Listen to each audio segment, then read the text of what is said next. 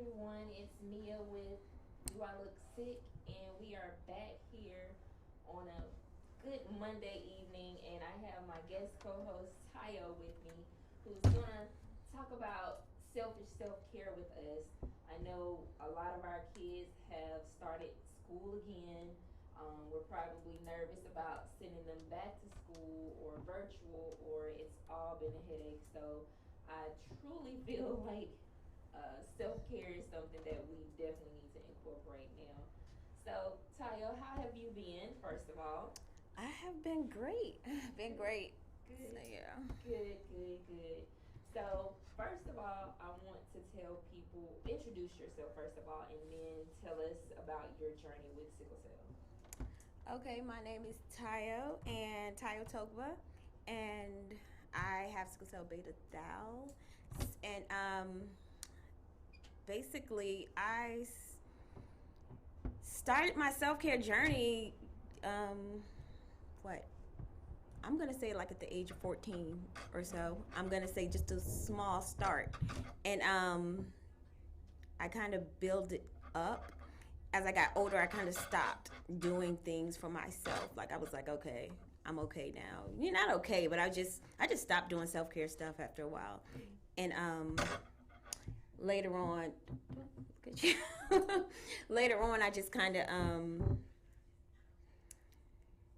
decided that I was gonna start again and just kind of focus on things that I was doing back when I was 14 because I stopped. So, and those things were just like simple as breathing meditations and stuff like that. And so I was practicing those things at the age of 14, not realizing that I was actually doing things that were considered self care. Had no clue all the stuff that I was doing was considered self care. Until I got older and I was like, oh, it's a name for that? Yeah. I've been doing this since I was 14. This is a name for this? And so, I guess, do you want to just know about my journey with sickle cell in general or just my self care journey with sickle cell? Just. Start with just your general sickle cell Okay, journey. just my general sickle cell journey. Yeah. Of course,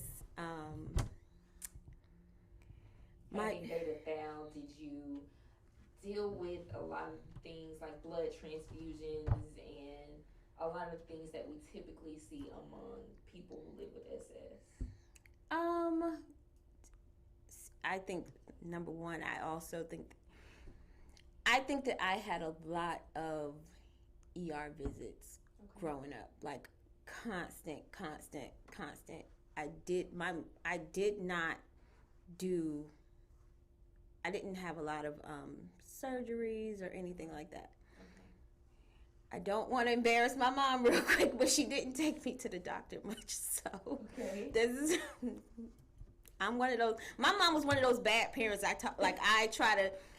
tell people not, like, with camp and things like that. I'm like, I try to tell people, parents, not to be this way. But in a way, my mom wasn't the person that kept up with that stuff. She was busy. Not to say she was busy. I don't know. She just didn't. Yeah. So either way it go. I think the parents learn as we learn as well. My mom didn't know nothing about. Yeah. My mom didn't, and especially it was a long time ago. So parents are just. I think they're just getting educated well. Yeah. Before, the education was not really there. We wasn't really talking. Sickle cell was something people just had, Yeah.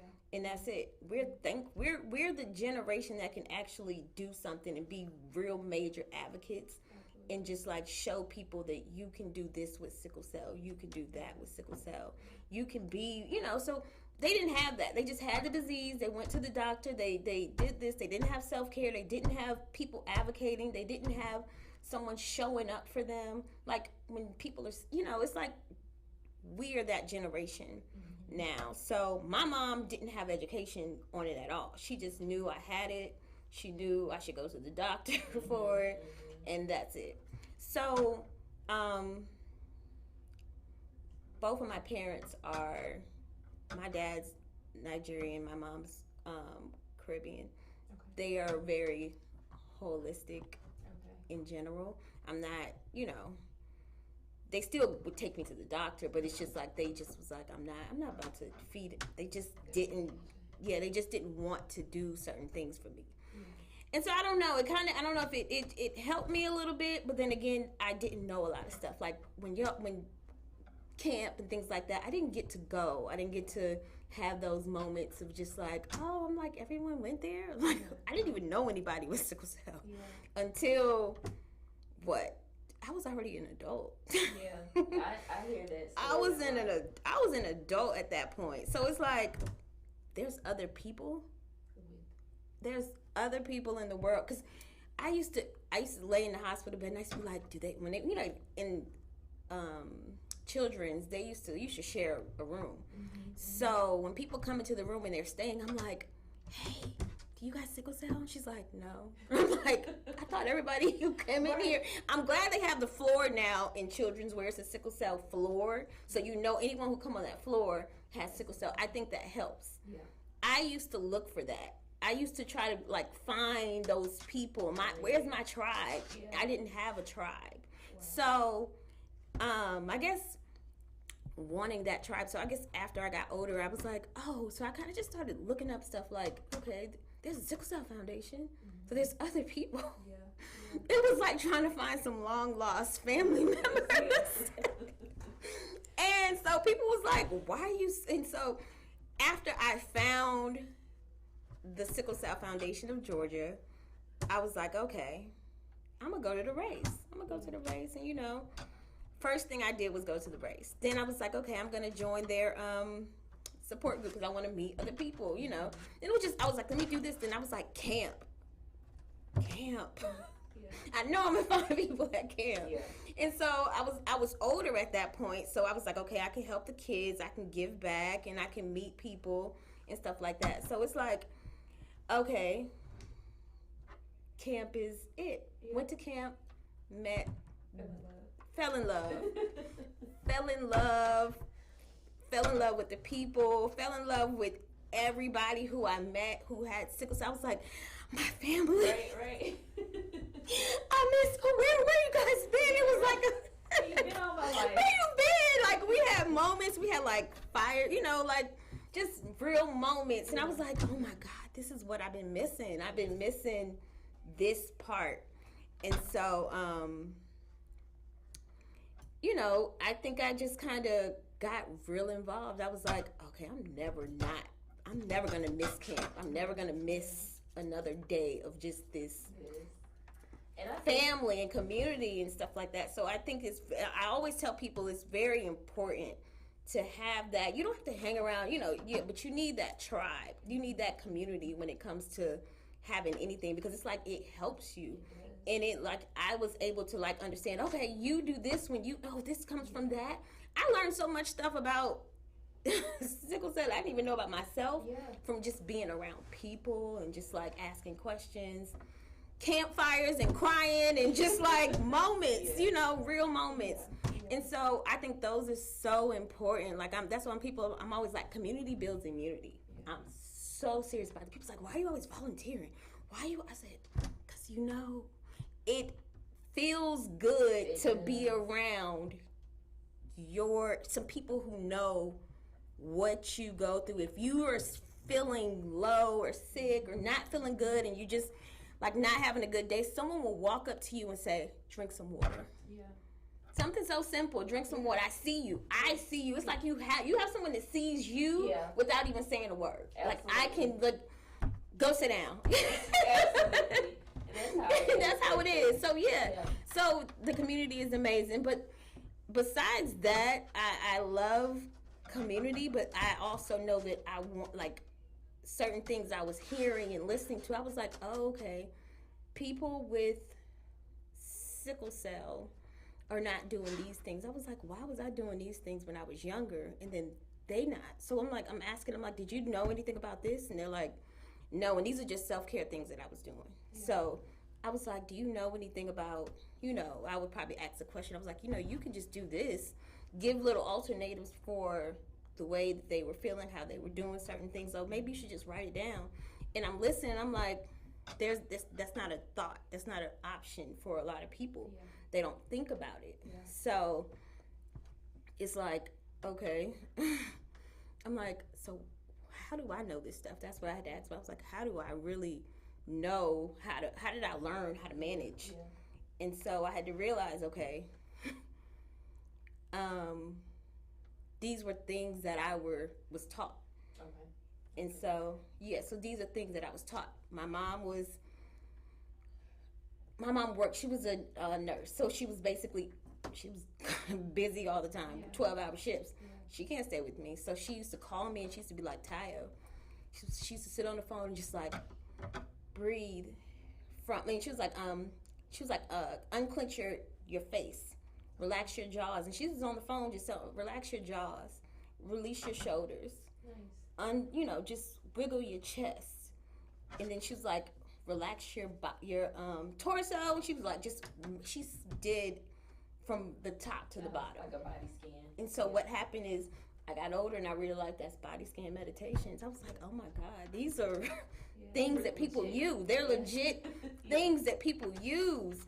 And I was like, so when I wasn't on the phone with her, so when I get in the hospital and I found myself worked up, I stopped.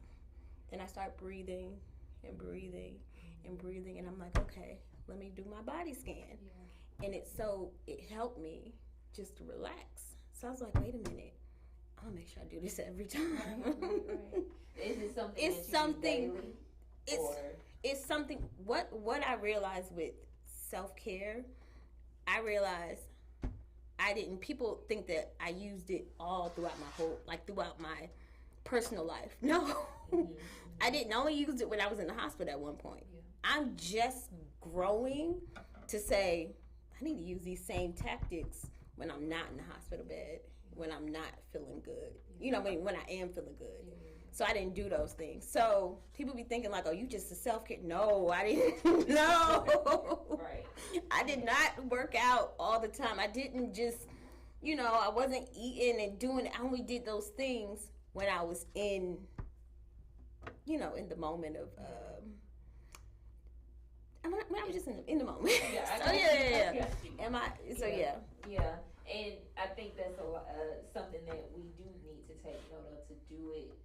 It takes practice for one, mm-hmm. And consistency. I like how you mentioned how these things were things that you used to do when you was younger before you realized there was a name for it. When I was younger, I would journal all the time. I would write my mom's letters about just how I was feeling in that moment. And at some point, I stopped and was like, I felt maybe I got too old for it or something. But in recent years, I definitely find myself journaling more, painting more, mm-hmm. Coloring more. I'm reverting back to those coping skills that I did when I was younger. It's interesting for you to bring that part up. So was your dad, is he like a wellness type person? Like what part did he play? He said he was Nigerian, so did he cook you like some enriching foods? I don't think he gonna say no. It wasn't. My dad wasn't really into it, but he also wasn't like. He would bring food, so it would be certain foods and stuff like that. But he wasn't like into it like my mom. But he just also agreed with her as far as like, no, don't. He would, certain things I was prescribed and given, he was like, we're going to do some, but we're not going to do all. So they were always balancing how much they were going to let me, fully. The medication. Yeah. I got it. And I think when we're younger is when our parents really need to learn the balance. I do think like we are given a ton of prescription stuff and just really unnatural ways to cope with stuff. Not to say that those things may not work for some people, but I think to a certain extent we're overloaded with that stuff. Yeah, and sometimes it can be overwhelming. Yeah. And so all you're doing is just like, that's all you know at that point. So it's kind of hard. So not to say, anyone who has it, it's like, do what works for you. Yeah. Do what works for you. And I don't want to say, make someone say, okay, don't take this and don't do that. Mm-hmm. Balance it out though, but that's just That's just my opinion. Yeah. Yeah. That's both of our Yeah. So I'm gonna pause for a second, and I want to talk about this contest before we go further. So we do have some goodies that Tayo has offered to give a prize for our contest. So in order to enter into the contest, you have to engage on our SCA 365 page, Sickle Cell Awareness 365. You can engage on the Manifest TV page, or you can give us a call and tell us what you think about self-care or some of your self-care methods at 470-251-4647. That's 470-251-4647. So you have a journal, and you titled it "In the Mist." Do we have a picture of the journal? I want to talk about this name and how you came up with "In the Mist" mindfulness. We got the picture. And I love the prompts. Well, this is the kit. Self-care kit. This is the care kit, which is also in the contest prize, but also this "In the Mist" journal. And I like how there we go, how you have the different prompts in the journal, and you talk about meditation and things like that. First, how did you come up with this name? I came up in the mist because people think that when you're in pain, you can't do anything for yourself or for your health in general. You're like, I'm in pain. I don't care. Just give me, what I need. You can do stuff for yourself in the middle of pain and chaos. I'm going to call it chaos because there's so much going on. Yeah. So when you're in the hospital, it's like you're waiting on this doctor and you didn't get your pain meds. You're waiting. The doctor just left. You're waiting on your results. Those things that you're like that's happening, it's all working you up. Yeah. If you don't relax or try to you can do something. Something as simple as breathing. You could do something like I always say. I'm a writer, so I'm not a professional writer. You're a writer. Yes. But I will, when the doctor leave out, I'm writing in the midst, or I might just write a quick note. It's not going to be a whole page. It's going to be something real quick just to jot down what just happened. Yeah. So I can remember either I'm on medication, so I can't really focus on that too much, but I need to write it down so I can know, okay, I need to go back to this and kind of indulge into what really just happened. Because sometimes you got to clear out your full thoughts on stuff you don't really it's so much going on that you really can't think. So people think that, oh, okay, I'm in here, so I'm not gonna focus on that. Forget this journal, or forget this, forget that. No, that's the time you need to really, really be mindful of what's going on. Yeah. When you take that medication, they just gave you that dose of whatever, and you wake up and they ask you, how do you feel? What's your pain level? They're not just asking you what's your pain level. They need to know, what am I giving you next? Yeah. And so you need to pay attention to that. So be mindful of, I usually give me a second, let me think about it. I don't just answer that question. I don't let them walk in my room and say, what's your pain level? And I say, 9, and and then walk out. No, I'm like, I don't know how I feel right now. Yeah. Give me a second. Yeah. And they're like, oh, what? What, you want a second? I said, yeah, I need a second. So I'll call you when I want you to come back and ask me that question. I don't care who you are. You're going to have to come back because you can't give me something else until I give you that answer. Right.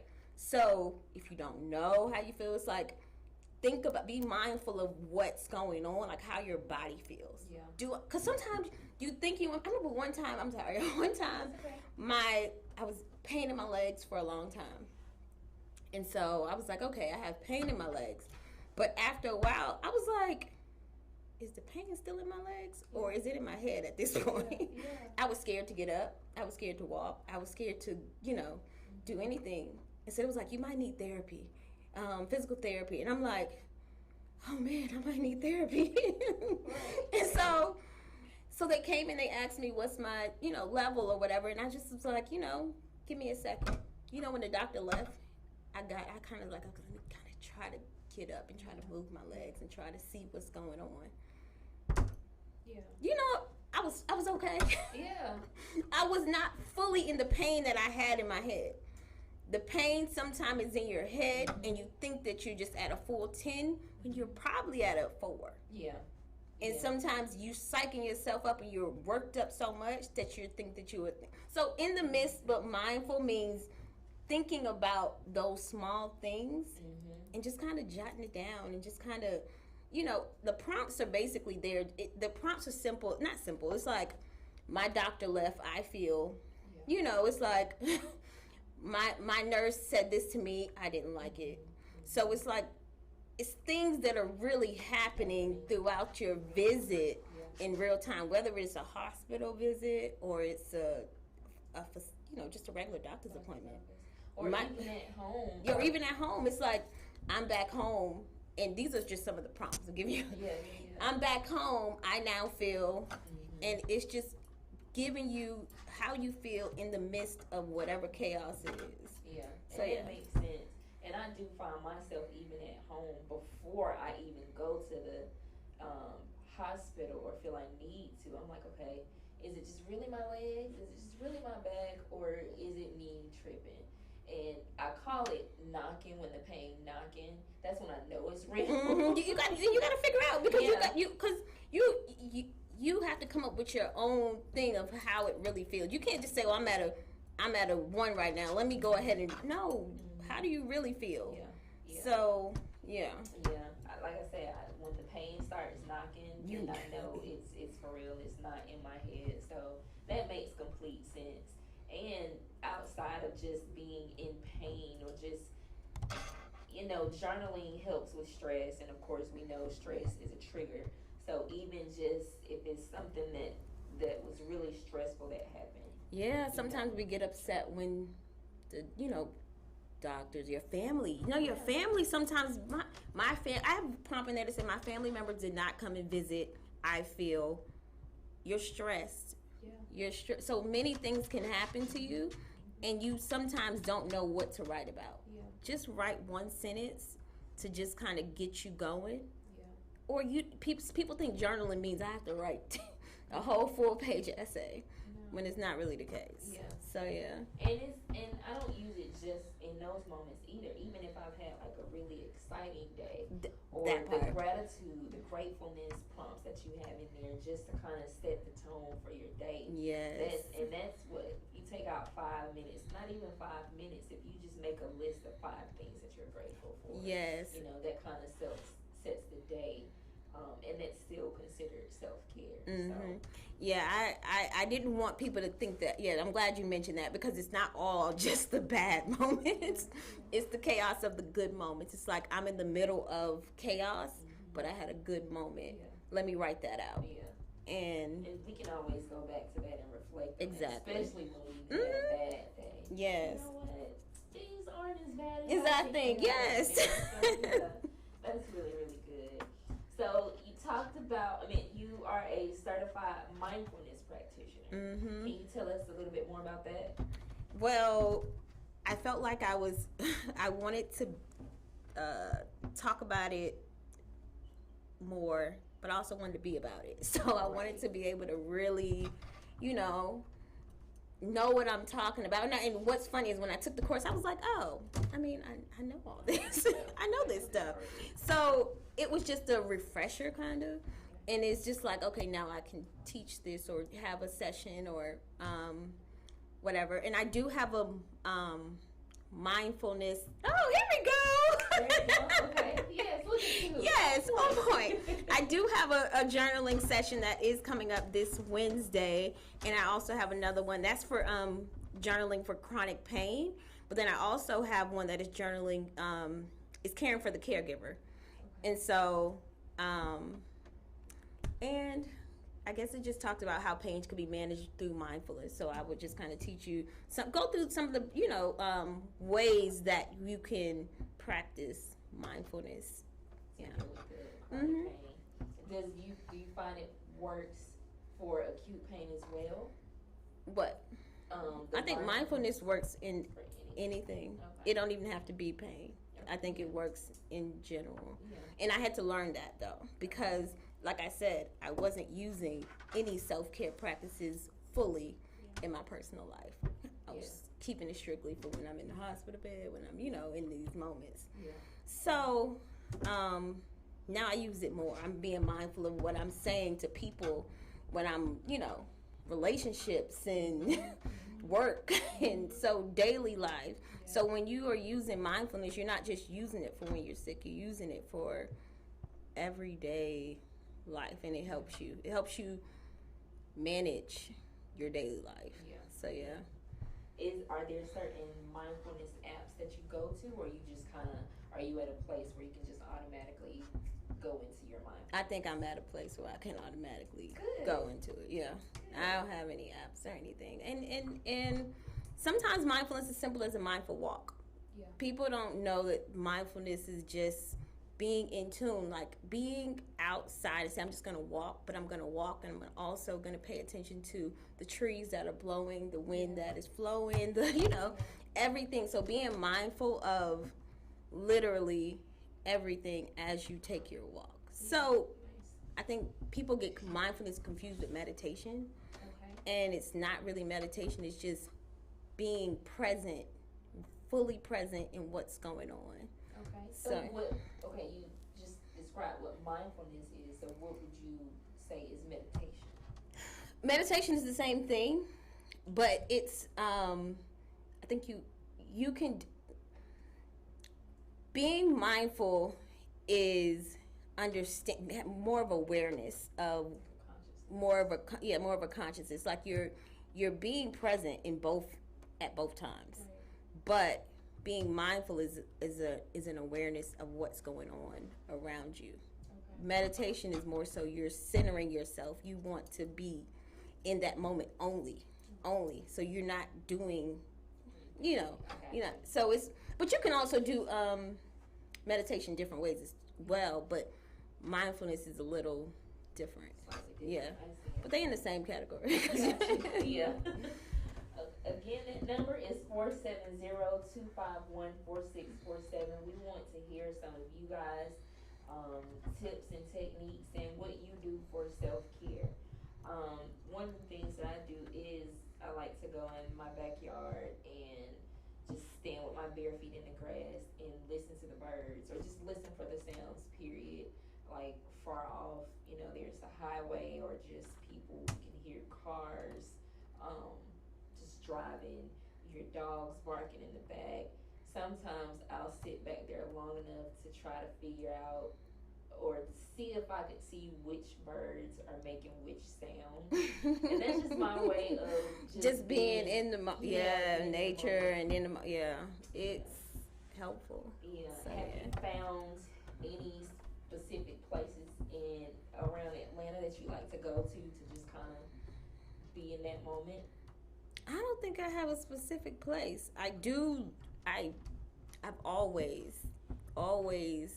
loved being outside, like any outdoor stuff. So simple things, but I do find myself getting back to that more. Looks like we have a caller. Let's see. Thanks for calling in to Do I Look Sick? You're on the air. Hey, good evening. Hello, Dr. Hodge. What's up? Hey! Hey, how y'all doing? Y'all doing a great job, man. We appreciate you. Oh, thank you. Out there. Of course, you already know, Dr. Hodge. Yes. And I do have a question. Since you are in mindfulness, this would be more for the caregiver, or it could be for a significant other, or like a best friend. Like you could be going through it, like say if you're in a pain crisis, and then you might go in isolation mode, because I understand that's what you need. Most people in pain don't feel like being around somebody. But as you go through these techniques, and maybe even writing, how do you allow the ones that have been with you to be a part of that journey so they don't feel isolated out of that situation or that healing. You understand what I'm saying? I know, I fully understand, because sometimes that is me. I was just talking about earlier how I used to tell my friends not to come and see me. Yeah. And it's hard. They were like, I want to be people that love you away, right? Yes, and I had to realize, is that what I really want? Is that what I really want, or I'm isolating myself so I can I think that's going to make me feel better. But one thing I did learn is I had to have the conversation with them and just let them know, this is how I manage. I'm working on not being this way.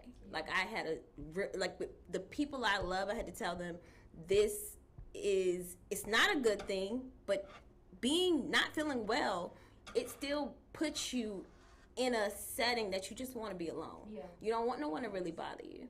And it's not to say bothering you, it's just like, I need to figure this out so I can come out. Yeah. And I'm like, you need to give me that moment so that I can, I need this moment. And if you understand, if you really love me, you will understand that this is the moment that I need to be my full self to recover.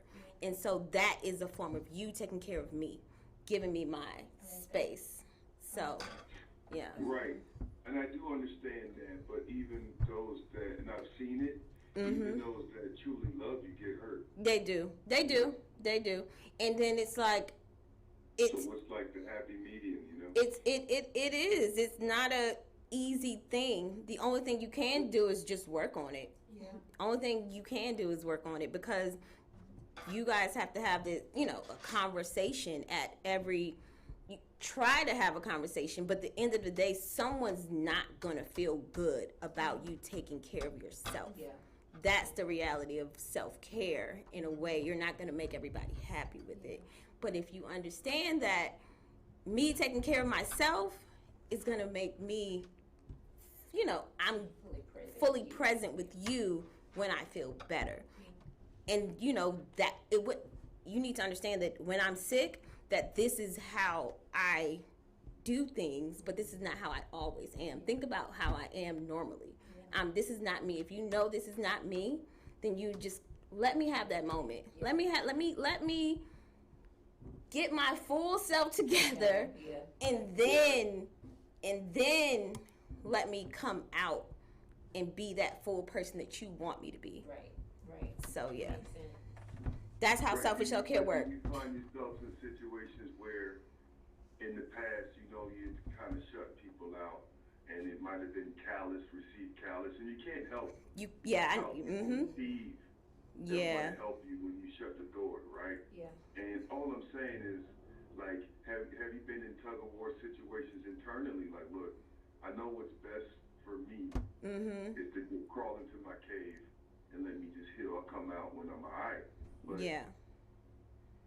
people can be so sensitive. Yeah.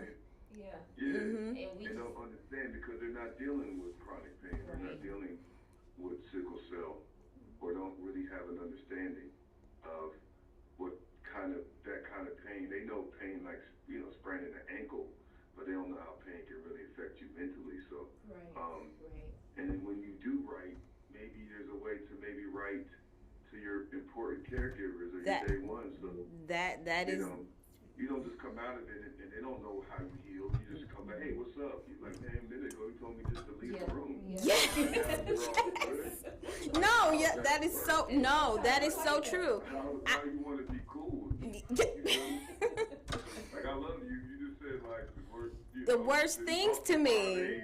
Yeah. You was like, hey, what's up? Yes, it's like, and they think you think you crazy. Like I just had a moment, But then those moments they don't understand it. Yeah, that is so true. Yeah. And it takes now they have to heal from the way that you treated them when you were in pain.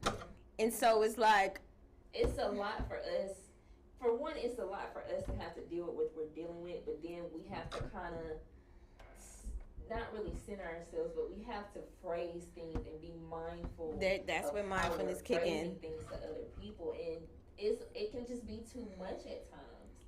It really can. So being mindful, I'm sorry, being selfish with your self-care is also being aware of how you treat and act and behave towards people. So that's a building. It takes time to build that muscle because sometimes you're in so much pain that you're not really able to think about much. But building, it took me a minute to build that. So nobody would blame you. Nobody would blame you.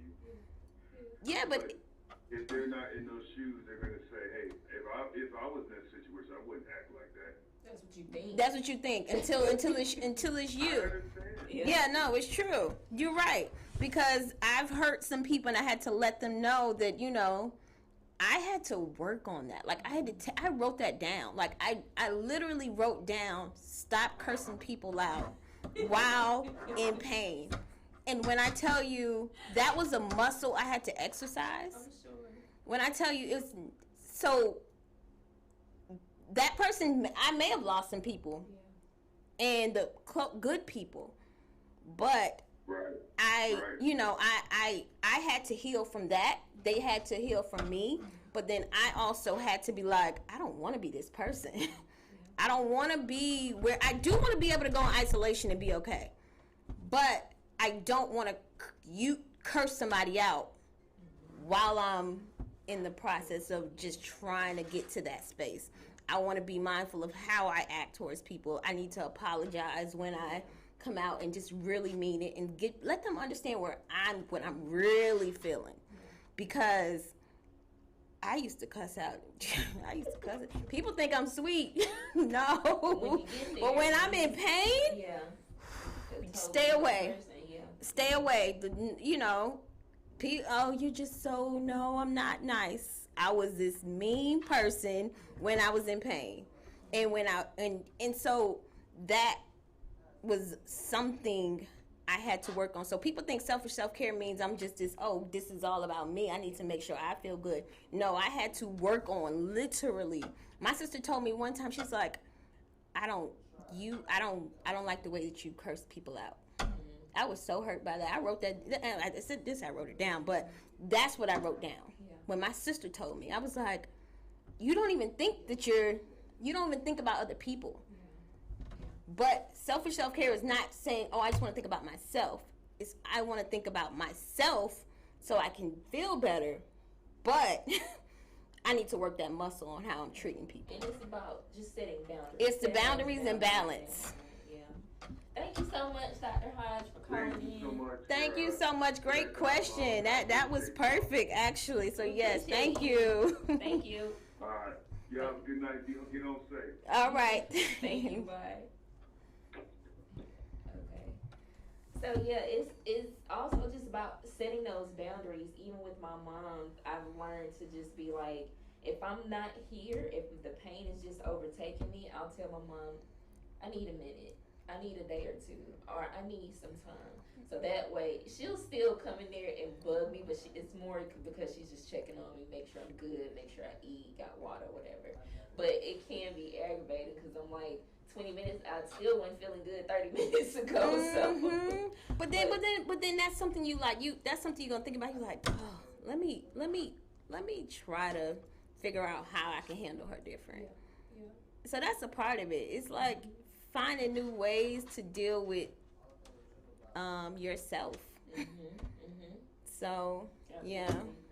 So, now self-care can really range from free to pricey. And when I say free, that's yoga in the backyard or just pulling up YouTube, to pricey where we're going on international retreats.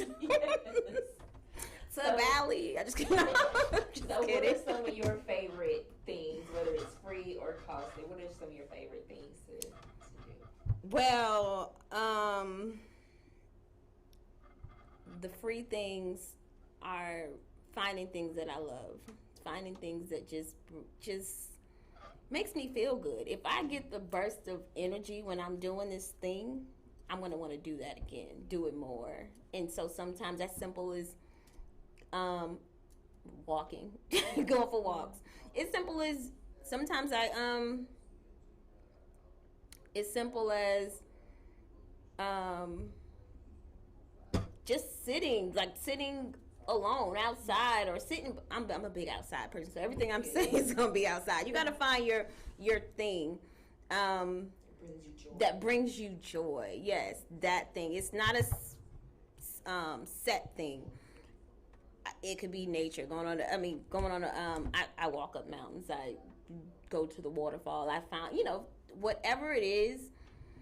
One time I drove to the to just watch the leaves. Okay. So these are just simple things. Those are free things. Yeah. The things that you might pay for is like going to get a spa day, and you don't have to be the mani-pedi or whatever. I don't know what men do as far as that mani-pedi. Oh, they do it too. They do grooms. Yeah. Okay, grooming and just we like pretty feet too. Just to go and put that out there. Yes, self-care exactly. For men. Take care of those toes. Pedicure. So let's just go and put that out there. Yes. But yeah, when the guys go and get their beard cleaned up and stuff like that, I can imagine that's self-care for men too. Yeah. Yes, getting out. Yeah. Just doing something simple. Just, I want to go eat. I take myself to lunch real quick. Yeah. But you, me too. Yeah. Dress up and people like, who you? Myself. Right. I told my mom today, I said, oh, with friends. I'm got this cute shirt so I can take myself on a date later, I'm just saying, it's take myself to dinner. Exactly. I did, I went to City Winery a couple of weeks ago to see one of my favorite groups called Tank and the Bangers. It was just Tank there, and she was doing her spoken word as well as some of her songs, as well as Shakandria. I can't even think of her last name, but she's a spoken word artist too. I got really cute. I went by myself. That's it. I had a nice, healthy dinner with a glass of wine, and I was good. It felt great. But people don't. And self-care could be just simple as that. People think it's always like this soft, smooth tone thing. Sometimes self-care could be wild and fun. Yes. Just have a little fun, and it could be both. And people like, oh, that's not my vibe because I don't like, jazz or, man, like that's so. I'm like, no, do what works for you. Yeah, it's your vibe. My vibe is my vibe. Yeah. You pick your vibe and you do it. It's different. So yeah. So you wanted to talk on a few things, the different types of meditations. Well, in the journal, I talked about 7 meditations. I think we talked about a few of them earlier. And I'm not going to talk about all of them, right, but the main one is just something simple as breathing, the breathing meditation. And people think, oh, I just breathe. I'm like, no. Are you breathing? It's like, are you really breathing? And it's like you're taking it in a little deeper. Then it's like you're taking a deep breath, but you're letting it out longer. And so people don't realize sometimes you're holding your breath, especially when you're in pain. You're holding your breath 99.9% of the time, and that causes more pain because your whole body is tense. You're not really, loosening up. So you got to kind of, take a deep breath in. And like my favorite is the body scan. And so that's just being aware of how tense you are still. So you can do both of them at the same time. And people don't realize people think when you're in pain, yes, you're in pain, but you need to still move your unclench your jaws. Yeah. Do it more so. Yeah. Sometimes even do this to your face because you can't even unclench your jaws fully. And you do it right. If anyone do it right now, you're gonna see how good it feels just to massage that. Massage your face out. And so it just releases that. So those things actually just help you, and you just kind of do it from your head to your toe. Yeah. And once you do it, you can do it once, you can do it multiple, you can do it after somebody just pissed you off, and you're like, all right, I need to breathe. Definitely do it. And people don't realize even with your Apple Watch, people got a lot of Apple Watch. Yes. I love that my Apple Watch just say randomly breathe. Yeah. Yeah. I'm like, oh, yes. You forget. And then you realize when you breathe, when the Apple Watch say breathe, you're like, oh my God, I was holding that in? Right. People, I bet you so many people could tell you right now how many times when the watch, you forget. Yeah. You walking around holding your breath. Mm-hmm. And so, the other meditations, they're more of a yoga meditation. It's like different meditations where it's like, I think those are the best when you're, the 2 body scans and the breathing, those are the best when you're in the midst of, chaos. Yeah. But, yeah. So you have to definitely get her journal to see what other goodies she has in it, and where can they get your in this journal from? I have it on my website. It is www.selfishselfcare.club. It wouldn't let me get calm, but club. Where can they find you on social media? And it's on Amazon. And my social media is Selfish Self-Care Wellness at Selfish Self-Care Wellness. Okay. So yeah. Selfish.selfcare wellness. Thank you. Yes, right at the bottom. Yeah, it'll take you to her Instagram.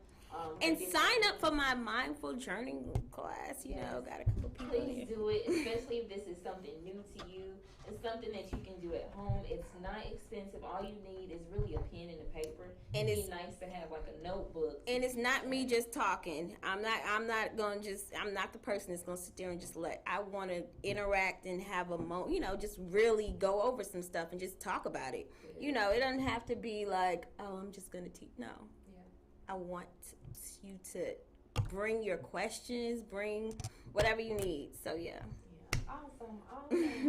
So let's get to a few things. We talked about her doing her webinar, and this is the Be Strong group. Tomorrow, August 10th, I'll be talking about transition and what it means to transitioning into adult care from pediatrics and things that we need to be aware of. There's something else going on this weekend by one of our sponsors, Kids Stop Daycare and Learning Center. It's having a community yard sale. So if you guys got some stuff, y'all done some summer cleaning and y'all want to come out and sell your goodies, come on out.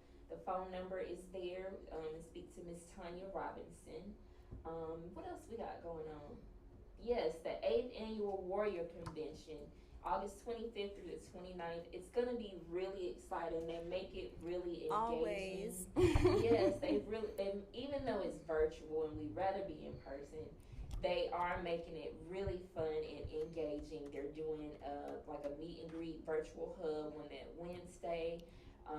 And then there's the young adult track, the trait track, kids track. I'm doing paint and chat again. Everybody loves the paint and chat. So, and painting for me is self-care. So I teach that when I do the paint and chat. So make sure you register. Anyone who needs a scholarship, please get in contact with me on Facebook, Sickle Cell Awareness 365, or Instagram, SCA 365. But please, they have the caregivers track. It's just amazing. So I want to thank one of our sponsors, Apex Museum, and Mr. Dan Moore. He is still open. There is a mask mandate and social distancing, so keep that in mind when you go.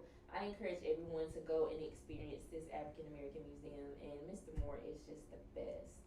And we also have Black Professional Network to thank. So thank you so much, Tayo, for coming out and explaining what selfish self-care is, giving people just a tidbit on what they can do to kind of incorporate some of these self-care activities. So that was awesome. Thank you. You want to leave us with anything? I'm going to leave you with be selfish, be mindful, be disciplined about your health, and fully be aware of how you act, think, and treat other people while you're doing it. So that's selfish self-care. That's good. Awesome. Thank you so much. And I thank y'all for tuning in. I'll I'll get in contact with the winner within 24 hours. So I'll see y'all in a couple of weeks.